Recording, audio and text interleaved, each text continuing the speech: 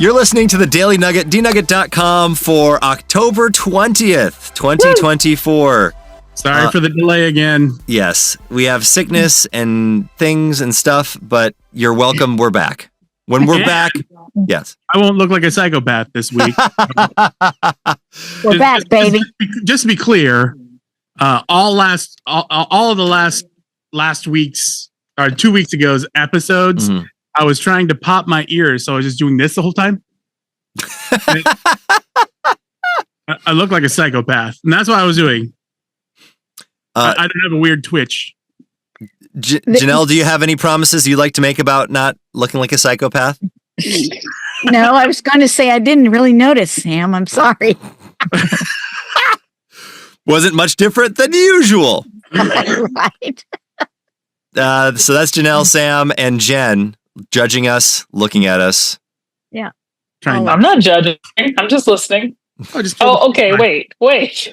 Oh, here it comes. Sam just said. I just killed. I don't see anything. No. Here. But you just said you weren't going to look like a psychopath, and then you just clapped the air. So start swatting the air. What's the deal? You're feeling crazy. All right. Well, maybe Sam. Maybe we can use today's Daily Nugget episode to go back in time. It's Jesus Religious Sunday, and scientists have found evidence of, quote, negative time. Oh. Negative time. And thankfully, this is a video daily double, so we can actually watch this video. And I don't think it'll swear. Pretty sure I had lots of that in college. I think hopefully this works. Only when was that when I was your roommate that you had negative time? Some of it, yes. Most of it happened my freshman year. Well, nothing good happens freshman year of college. Negative time after observing photons exiting a material before entering it. A team of quantum physicists from the University of Toronto in Canada made the discovery after studying the behavior of photons. First off, I think this is an AI voiceover. What do you think, Sam? All of them are these days. Yeah. It just makes things faster. That's true. All right. Anyway. The wave particles of light for 7 years in order to better understand a phenomenon known as atomic excitation. This is where photons absorbed by a material experience a time delay, also known as a group delay, before exiting the material due to their interactions with atoms within it. To better understand this process, the researchers came up with an experiment to shoot photons through a cloud of ultra-cold atoms and observe the atomic excitation. To their surprise, the transit time of some of the photons through the atoms concluded before the atomic excitation had finished, giving it a negative value and making it appear as though the photons exited the material before entering it.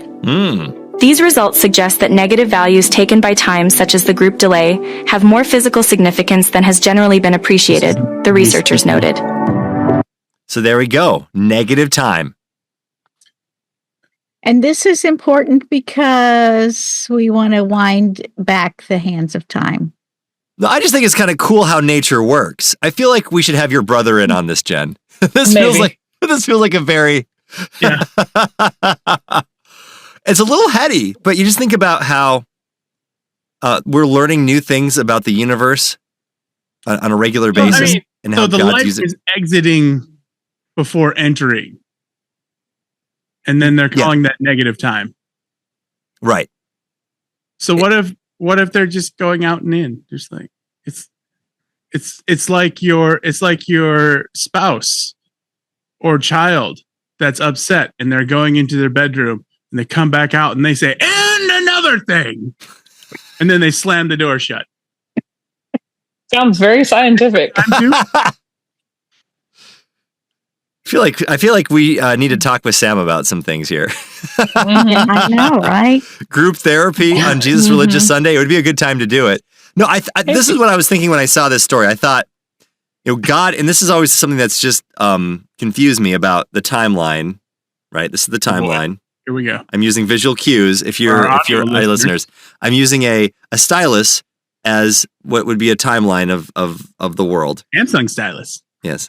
And, we're here in the middle, but God is not in time. So he's above time. Correct. Right? Right. So he is after now and he is before now and in now at the same time. So that's what I'm just trying to say. I'm like, these quantum physicists, which are just, it's insane what they can do. Like they're seeing some things happen that makes them realize that maybe time isn't what we think it is.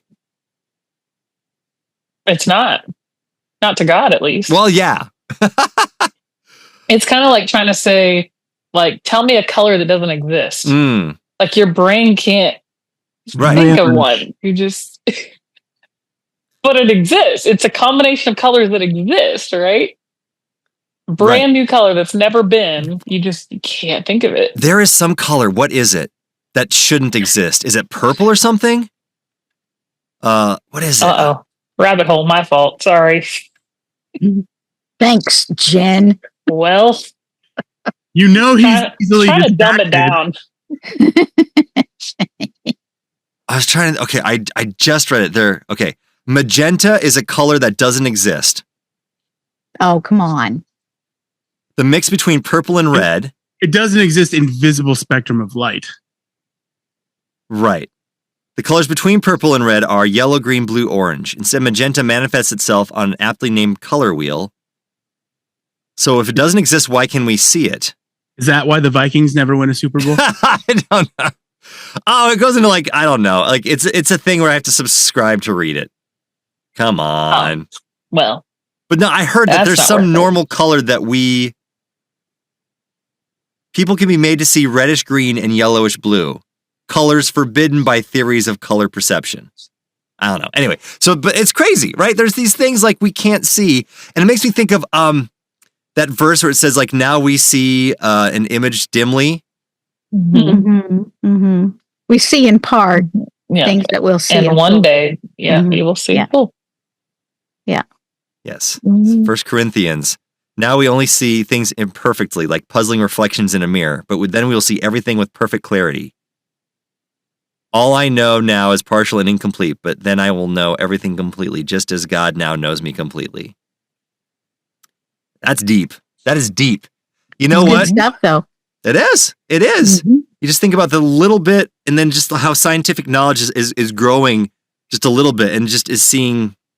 As our pastor would say, science is catching up to the Bible. I like it. I like it. It's about time, right? It is. And so I get it. I get it.